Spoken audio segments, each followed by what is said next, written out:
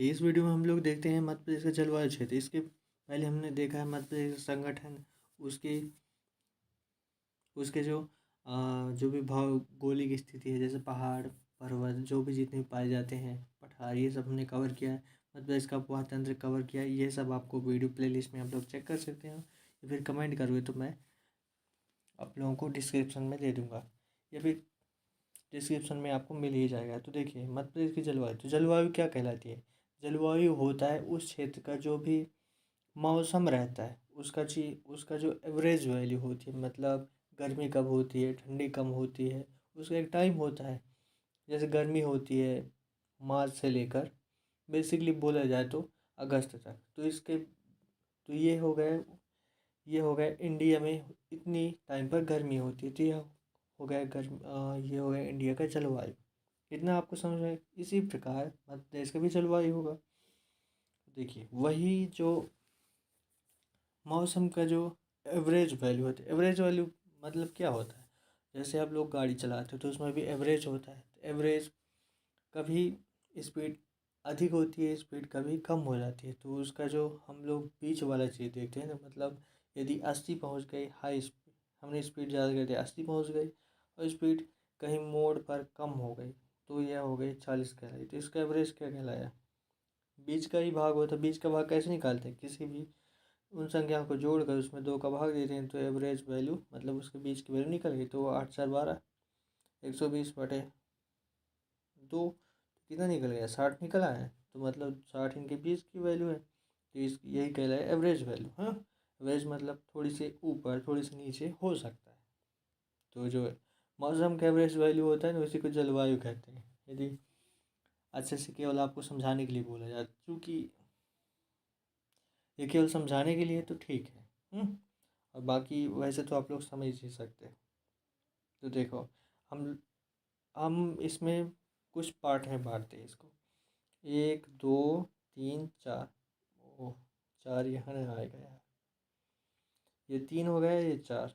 तो 4 हमने चीज़ों में इसको बांट दिया, 4 क्षेत्रों में। तो देखिए, पहले हम देखते हैं नर्मदा नदी का क्षेत्र। देखो, ये पानी है, पानी वाला पानी के अधिकता वाला क्षेत्र है। यह नर्मदा नदी 12 महीने एकदम बहती रहती है। कभी सूखी हुई आपको ने कभी नर्मदा नदी को देखा है? नहीं ना। तो यह इतना बहती रहती है, पानी रहता है। तो जब सूर्य की किरणें यहाँ पड़ती हैं तो क्या होगा? पानी देरी से गर्म होता है, तो देरी से ठंड भी होगा। तो एक फिजिक्स में एक लॉ है, उसके अनुसार जो चीज़ें जितनी जल्दी भी जितनी जल्दी ऊष्मा को अवशोषित करती है, उतनी ही जल्दी वह उसे उत्सर्जित भी कर देती हैं। इतना आपको समझ में आ गया है? और दूसरे और क्या है? जो चीज़ें जितनी देर पर ऊष्मा मीन्स गर्मी, ऊष्मा कहाँ से आती है? ये सूर्य है, तो सूर्य से आती है। जब सूर्य निकलता है तो पृथ्वी पर पड़ता है। तो पृथ्वी में मध्य प्रदेश भी, मतलब पृथ्वी में एशिया है, एशिया में इंडिया है, और इंडिया में एमपी है। इतना आपको समझ में आ गया? इंडिया में, भारत में एमपी आपको दिख गया है। तो जितनी कम, मतलब जितनी देरी से ऊष्मा को अवशोषित करेंगे, उतनी देरी से उत्सर्जित भी करेंगे। ये किसका नियम था? किरचॉफ का नियम था फिजिक्स में। तो वही नियम यहाँ भी लगे। तो पानी देरी से गर्म होता है, देरी से ठंडा भी होगा। मतलब दिन में पानी देरी से गर्म हुआ, तो बेसिकली 8 बजे से 12 बजे तक पानी गर्म होता है। तो 12 बजे के बाद भी गर्म होता है, लेकिन वो धीरे धीरे कम गर्म होने लगता है, क्योंकि सूर्य दूर जाने लगता है। तो दूर जाने लगता है, ठीक है।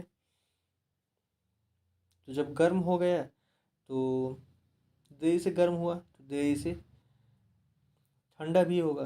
तो जब गर्म हुआ, तो यहाँ पास अगल बगल का क्षेत्र,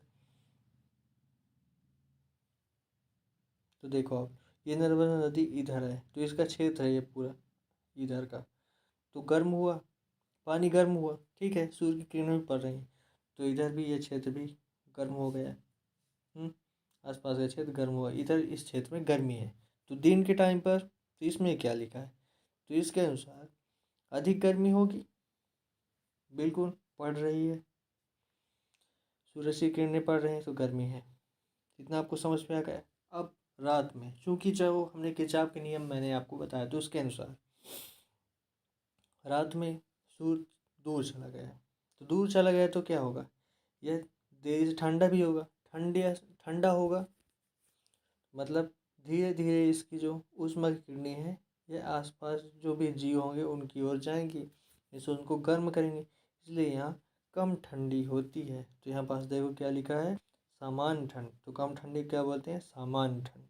इतना आपको समझ में आ गया। तो आई थिंक ये हिस्सा आपको पूरा समझ में आ गया होगा। अब हम चलते हैं अपने दूसरे एरिया की ओर। तो देखो अब ये है मालवा का पठार। इतना आपको समझ में आ गया। पठार है, पठार में समतल चीज़ है।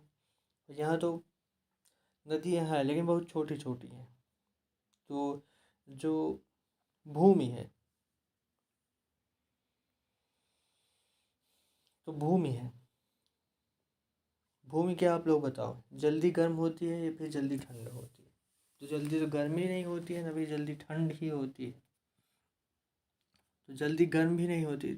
इसे आप लोगों को प्रैक्टिकल करके देखना। आप लोग कल बैठना और देखना, जो भूमि है वहाँ पास आप लोग बैठ कर देखना कि जब सूर्य की किरणें उस पर पड़ती हैं तो कितनी देर पर गर्म होती है। तो जितनी देर पर वो गर्म होगी, सूरज के दूर जाने पर उतनी देर में वो ठंडी होगी। तो इसी कारण जो यहाँ की जलवायु है वह ना तो अधिक गर्मी है और ना ही अधिक ठंडी है, क्योंकि जो भूमि होती है वह ना ही ज़्यादा गर्म होती है और ना ही ज़्यादा ठंड होती है। सूर्य की प्रकाश से का उसे बहुत कम प्रभाव पड़ता है, उसे बहुत कम गर्म कर पाता है। इतना आपको समझ में आ गया। अब हम आगे चलते हैं, देखते हैं उत्तर का मैदान ये है। इतना आपको समझ में आ गया।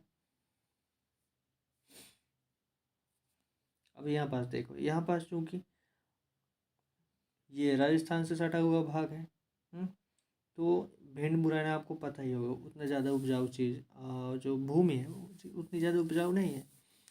तो यहाँ पास क्या है, गर्मी ज़्यादा होती है, तो रेत ज़्यादा है, तो सूर्य की किरणें से पड़ती हैं। तो रेत में क्या होते हैं, बहुत छोटे छोटे माइक्रो क्या होते हैं, पत्थर होते हैं। तो उसी कारण ये जो पत्थर होते हैं, चट्टान हो गया, आप लोगों ने देखा होगा जब सूर्य की किरणें चट्टान पड़ती हैं तो बहुत जल्दी गर्म हो जाती है। तो ये बहुत जल्दी गर्म हो गया पूरा, और जब सूर्य दूर जाएगा तो बहुत जल्दी ये ठंडा हो जाएगा। तो इसी कारण यहाँ क्या होता है, यहाँ पास ये आपको दिख रहा है, तो अधिक गर्मी भी होती है, बहुत जल्दी गर्म हो जाता है, और इसी कारण अधिक ठंडी भी होती है। इतना आपको समझ में आ गया। आई थिंक 1 2 3 तीन चीज़ें आपको समझ में आ गई। अब हमारा बचता है लास्ट पोर्शन, इतना। तो इसको क्या कहते हैं, विंध्य का पहाड़ी क्षेत्र। पहाड़ी क्षेत्र है, पहाड़ी क्षेत्र है तो क्या होगा, पहाड़ी क्षेत्र है तो यहाँ पास यहाँ पेड़ पौधे ज़्यादा होंगे। इतना आपको समझ में आ गया। अब यहाँ नदियाँ ज़्यादा है, ये भी आपको समझ में आ गया। थोड़ी सी बड़ी बड़ी हैं कंपेरेटिवली इधर, तो इसी कारण यहाँ पास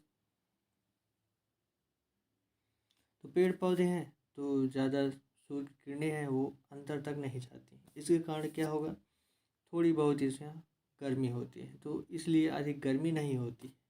और जब अधिक गर्मी नहीं होती है तो जब दूर जाएगा सूर्य का किरण तो बहुत ज़्यादा अधिक गर्मी क्यों नहीं हुई, क्योंकि जो सूर्य की ऊष्मा थी उसको ये बहुत कम अवशोषित किया है। जब सूर्य दूर भी चला जाएगा तो क्या होगा, जो अवशोषित किया थोड़ी बहुत वो बाहर निकाल देगा, यहाँ पर जीवों को क्या होगा, तो कुछ प्रभाव पड़ेगा। इसीलिए ना पर यहाँ अधिक गर्मी होती है ना ही अधिक ठंडी होती है। तो आई थिंक पूरा चीज़ आपको समझ में आ गया। तो ये अधिक गर्मी अधिक ठंड क्यों, रेतीले रेतीले के कारण यहाँ पठार पूरा सपाट मैदान है, पूरी भूमि है, तो ना अधिक गर्मी ना अधिक ठंडी है। और यहाँ नर्मदा अधिक पानी है इसलिए अधिक गर्मी और नॉर्मल ठंड। और यहाँ पहाड़ी एरिया है इसलिए ना अधिक गर्मी और ना ही अधिक ठंड। तो आई थिंक यहाँ पास आपको समझ में आ गया होगा पूरा। तो वीडियो आपको अच्छा लगे तो लाइक कर देना, शेयर कर देना, चैनल को हेल्प लगा हो वीडियो तो, यदि आपको कुछ नॉलेज मिली हो अपने फ्रेंड्स में रिश्तेदार में जहाँ भी करना हो कर देना है। सब्सक्राइब भी कर लेना चैनल को, इसी प्रकार के वीडियो आपको यदि चाहिए तो। क्योंकि इससे बूस्ट मिलेगा हम लोगों को, हम और वीडियो बनाएंगे।